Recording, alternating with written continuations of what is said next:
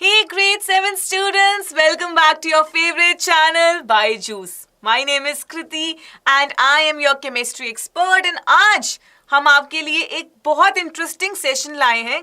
बहुत अच्छा चैप्टर जो हम क्रैश कोर्स में कवर करने वाले हैं. That is waste water story. अब वाटर इंपॉर्टेंट है ये हम सबको पता है.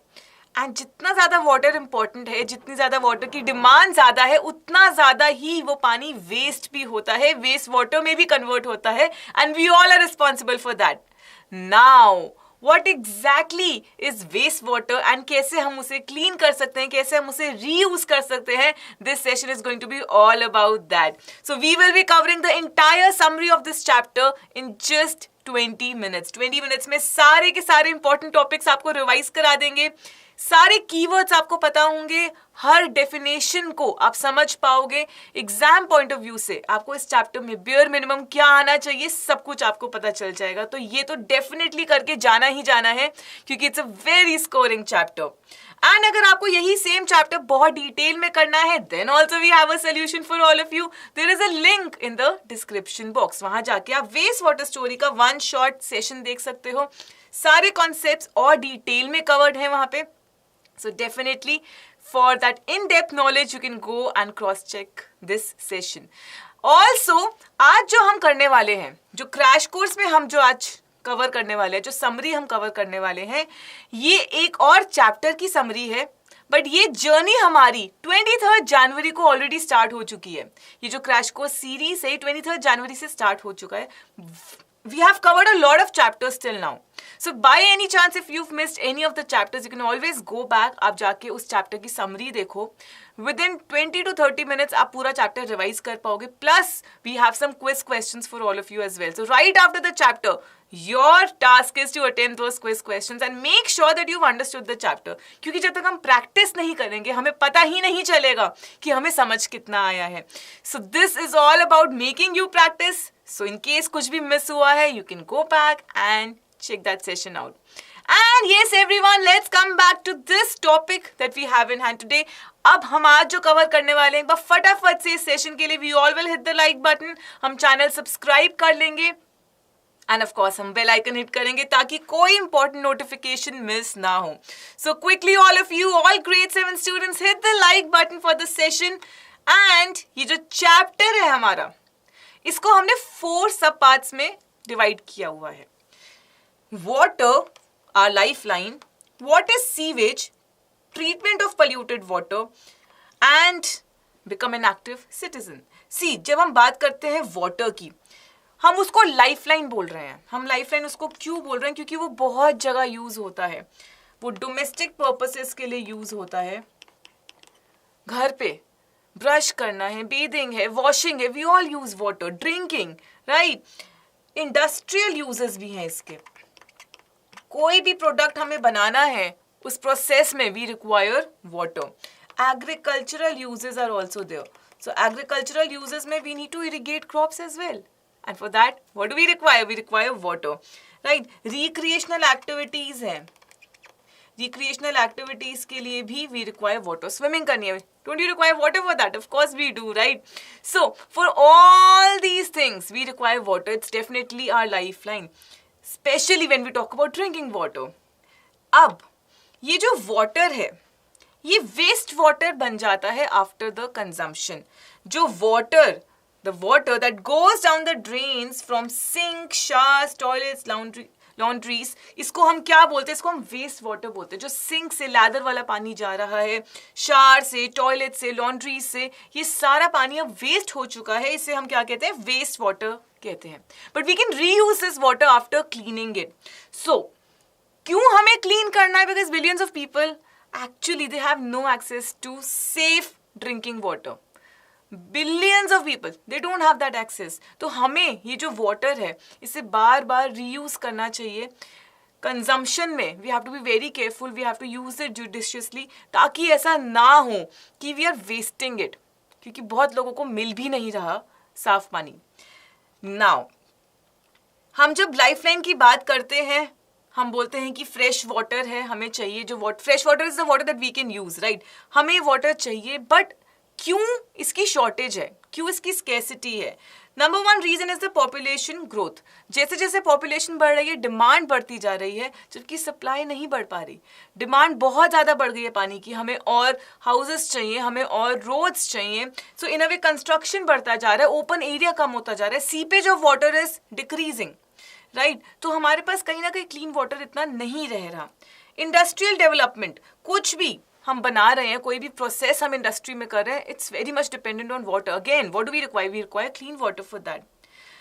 पॉल्यूशन, कितना ज्यादा गार्बेज आप देखते हो कि वाटर बॉडीज में इजीली थ्रू हो जाता है. तो अब ये वाटर पॉल्यूट हो गया, अब ये पॉल्यूटेड वाटर है. Now again we can not reuse it, right. To reuse it we need to first clean it. So overall जो क्लीन वाटर है वो कहीं ना कहीं उसकी शॉर्टेज है, फ्रेश वाटर की शॉर्टेज है. जो वाटर हम यूज करते हैं उसकी स्कैसिटी हो रही है.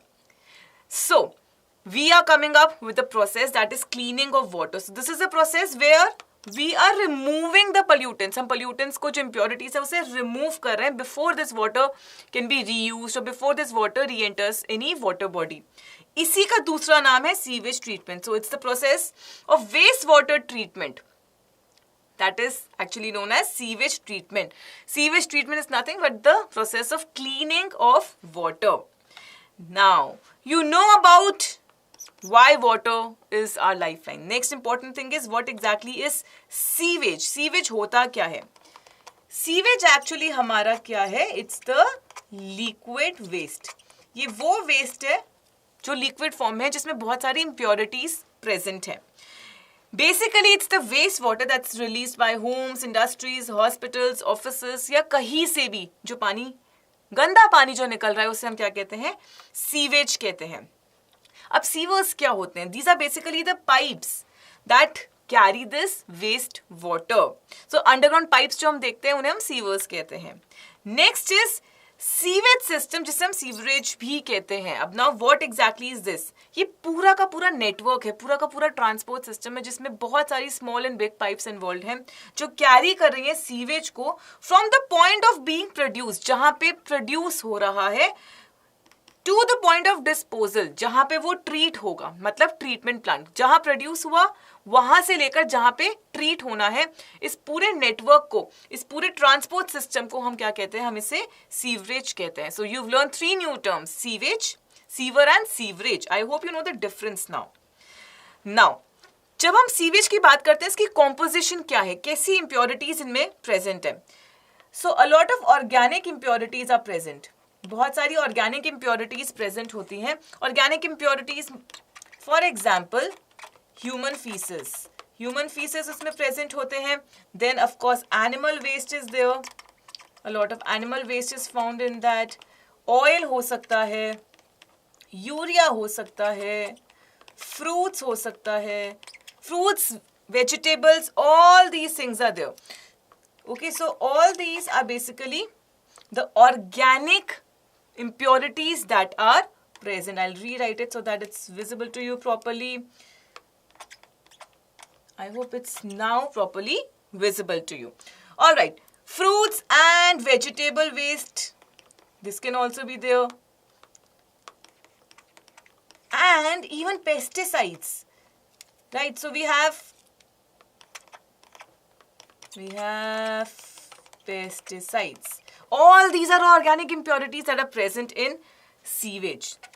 Then we can also have inorganic impurities. हो सकता है कि उसमें inorganic impurities present हो. ठीक है, जैसे कि nitrates can be there, phosphates can be there. A lot of toxic metals can also be present. Then you'll also find a lot of nutrients in sewage. आपको nutrients भी sewage में मिलेंगे. आपको phosphorus मिल सकता है, nitrogen मिल सकता है. Then bacteria can also be there in sewage or other microbes can also be there. तो ये सारा क्या है? ये सारा in a way it's telling us about the composition of sewage. क्या क्या present है sewage में. All right, now that we know everything about sewage, it's time to treat the polluted water. So let's get started. Now, कहाँ पे ये treatment होती है? WWTP में, which is waste water treatment plant. तो physical, chemical, biological impurities को हम remove कर रहे हैं physical, chemical and biological processes से। तो सबसे पहला प्रोसेस इसमें क्या होता है? स्क्रीनिंग का। So waste water is pass through bar screens. तो जितने भी बड़े ऑब्जेक्ट्स हैं, they are being blocked. So plastic bags, bottles, drugs, they are removed during this process of screening. They are not able to pass the bar screen. तो बड़े objects हमने remove कर दिए। Next, grit and sand removal tank पे आते हैं।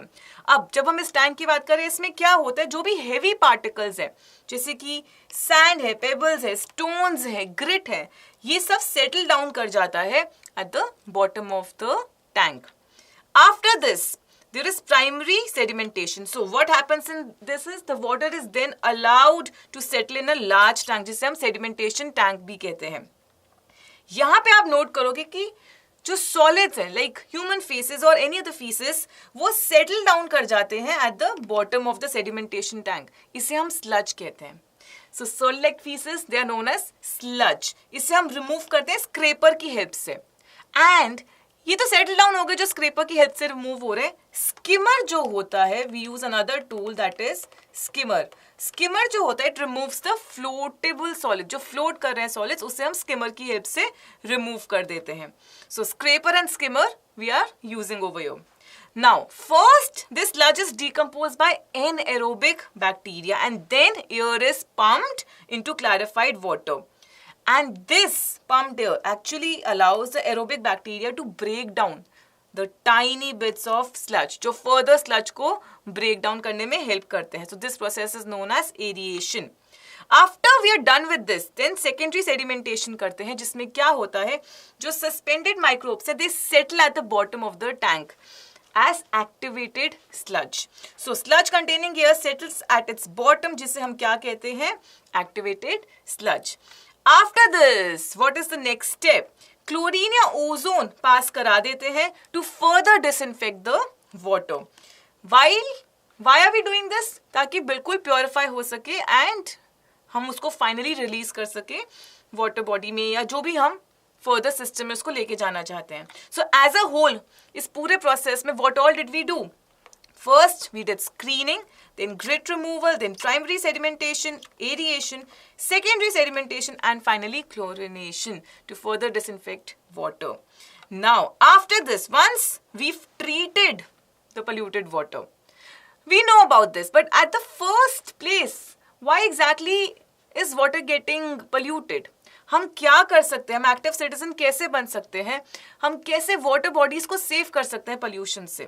तो बहुत सारी ऐसी एक्टिविटीज हैं, बहुत सारी ऐसी हाउसकीपिंग प्रैक्टिसेस हैं जो हम अगर सही से फॉलो करेंगे, we will be very responsible then, right? And we should be very responsible in this case. So first of all, cooking oil, fats, paints, solvents, tea leaves should not be thrown down the drain. देखो oil and fat जो होते हैं ना, ये block कर देते हैं pipes को। अगर ये ब्लॉक कर देंगे तो कहीं ना कहीं फ्री फ्लो नहीं हो पाएगा। तो हमें क्या करना है? हमें इनको हमेशा डस्टबिन में थ्रो करना है। नेक्स्ट, पेंट्स एंड सॉल्वेंट्स जो होते हैं ये माइक्रोब्स को किल कर देते हैं, जो एक्चुअली वाटर को प्योरीफाई करने में हेल्प कर रहे हैं। So again this is not something that we want. Tea leaves, we all know, ये सॉलिड वेस्ट है, ये चोक कर देगा ड्रेन को, ये ब्लॉक कर देगा। Again free flow of oxygen नहीं हो पाएगा। तो हमें हमेशा डस्टबिन में टी लीव्स थ्रो करनी चाहिए, सिंक में कभी भी नहीं, शॉर्टकट कभी भी नहीं लेना इस चीज का। Okay, so I hope this point is also clear to all of you. Next, ये जो पोल्यूटेड वाटर है, इससे क्यों हम डर रहे हैं? हम इसलिए डर रहे हैं क्योंकि इससे बहुत सारी वाटरबोर्न डिजीजेस हो सकती हैं। Polluted water can actually cause cholera, typhoid, polio, hepatitis, dysentery, बहुत सारी ऐसी डिजीजेस हैं जो पोल्यूटेड वाटर से हो सकती हैं। इसलिए what we should try is, we should try to minimize the wastage of water, we should try to minimize polluting the water sources. Next, if in case the sewage disposal is not available, तो alternate method क्या हो सकता है? We have 3 alternatives for us. Septic tank. Septic tank क्या होते हैं? Basically, these are, I'll write it like this. सबसे पहले, this is number 1, this is number 2, number 3. So, septic tanks हमारे क्या होते हैं? They are actually underground chambers. क्या होते हैं ये? अंडरग्राउंड चेम्बर्स होते हैं, ठीक है। और इसमें क्या होता है, इसके थ्रू जो डोमेस्टिक वेस्ट है, जो डोमेस्टिक वेस्ट वाटर है वो फ्लो करता है। केमिकल टॉयलेट्स एक्चुअली हमारे मूवेबल टॉयलेट्स होते हैं। इसमें क्या होता है, ये हमारे मूवेबल टॉयलेट्स है, हमें बार बार एम्प्टी करना पड़ता है और ये केमिकल्स यूज करते हैं टू मिनिमाइज द स्मेल, जो फाउल स्मेल आ रही है उसको मिनिमाइज करने के लिए they use chemicals. Third, composting pits, ये जो पिट्स हैं या ये जो होल्स हैं, they are basically filled with organic waste. किससे फिल्ड है ये? ऑर्गेनिक वेस्ट से फिल होती हैं। फॉर एग्जाम्पल जो भी हमारा किचन वेस्ट है या लीव्स हैं उससे हम इसको फिल कर सकते हैं। तो अगर प्रॉपर सीवेज सिस्टम हमारे पास अवेलेबल नहीं है, then what should we do? We should go for the alternative arrangement for the sewage disposal.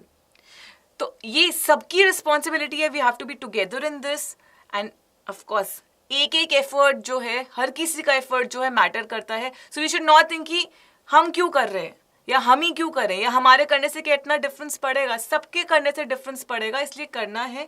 We have to be very very responsible in this. And I also have a homework question for all of you, so stay till the and.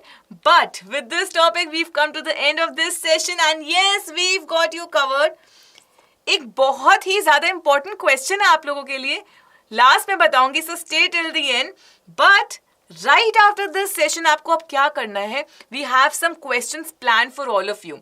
So quiz questions जो experts ने आपके लिए specially जो exam point of view से important है वो questions ढूंढ के आपके लिए क्विज तैयार करी है। So in the description box you will find a Google form, go ahead attempt the quiz, क्योंकि जितना हम प्रैक्टिस करेंगे उतना ही हम कॉन्फिडेंट फील करेंगे। अ lot of you keep asking कि मैम हम चैप्टर पढ़ लेते हैं, हम भूल जाते हैं, या हम चैप्टर पढ़ लेते हैं, हम एग्जाम में वो क्वेश्चन डील नहीं कर पाते।